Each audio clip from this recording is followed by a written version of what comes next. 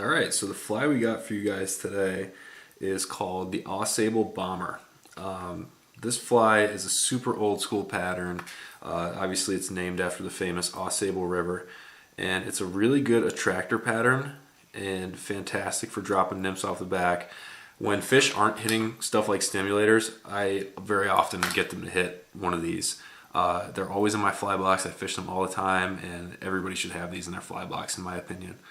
And this is how you do it. So you're just going to start with putting some thread on the body to dress the hook, and then we're actually going to start at the front of the hook, and then we're going to grab some calf hair, some calf body hair, and snip off a section. This fly kind of has a weird little thing going on in the front of it where it kind of sticks out.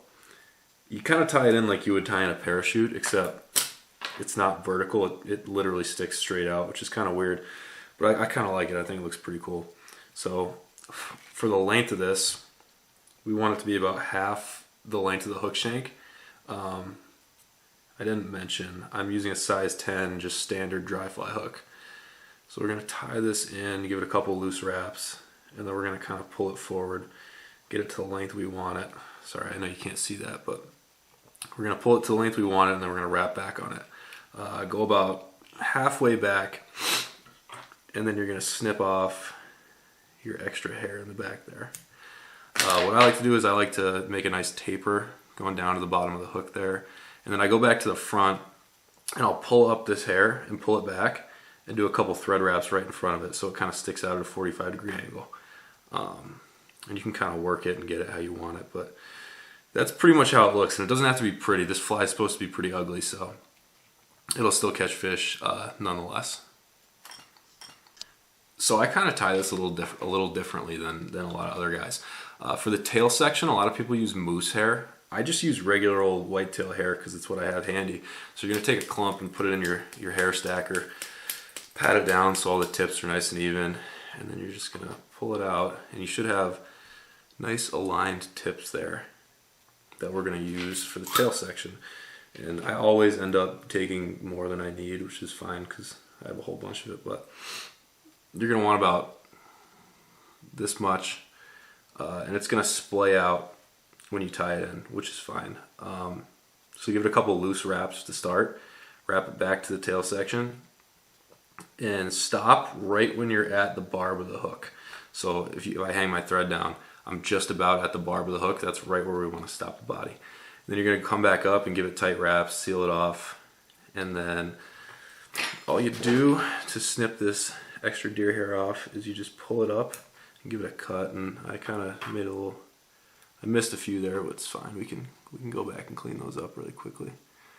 And this is going to help the fly float really, really well. I've never had a problem with these getting drowned or anything like that. And now with the calf hair and the deer hair, you have a nice even body to tie in your hackle now. So for the hackle portion of this fly, I stick with a pretty standard grizzly hackle. You can get creative with it and do other colors if that's something you want to do, but I found that grizzly hackle looks really good and seems to catch fish. I didn't mention it before, but obviously my thread is orange. I have great success using orange. I don't know why. I don't know if it's just because it's a different color than what a lot of dry flies use, but on pressured water, this orange seems to get the job done when other things aren't. So now we're just going to use some squirrel dubbing. You can use any sort of dry fly dubbing for this. It doesn't have to be anything particular. The cool thing about this fly is that you can kind of customize it to whatever you want. So if you're fishing with a stimulator and it's not working out, you can really easily tie a bomber up, and the next time you go out in the color of the stimulator, and it's just a different look. You know, whatever bug's hatching, you can match it to the color of that, and you're gonna catch fish on it just because it's a different look than what other guys are using, which is really handy for pressured spots. I fish these in pressured spots, and a lot of times when your standard dry flies don't work, these do, which is cool. It ends up with more fish in the net and a more fun time. So we're just going to dub this with some orange squirrel dubbing really quick. And this is kind of a beefy fly, so don't be afraid to use a whole bunch of dubbing. And like I said, it doesn't have to be perfect. It can, it actually looks terrible, oh my god. So if your dubbing comes loose like that, you could just unwrap it and then retwist it on, and it should come out neater, like what I just did. We're just gonna finish this off right behind that calf hair. One more should do it.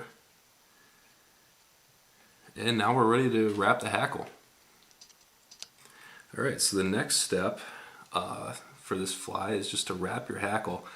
I do nice wide wraps on the hackle because I want the orange to show through.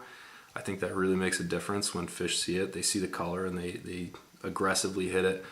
Think of it like kind of like how on a nymph there's hot spots sometimes. I think when that orange shines through in the sun, it really ends up working nicely with rising fish. So once we get our hackle going there, we're just gonna pinch it off. And at this point, your fly is pretty much done.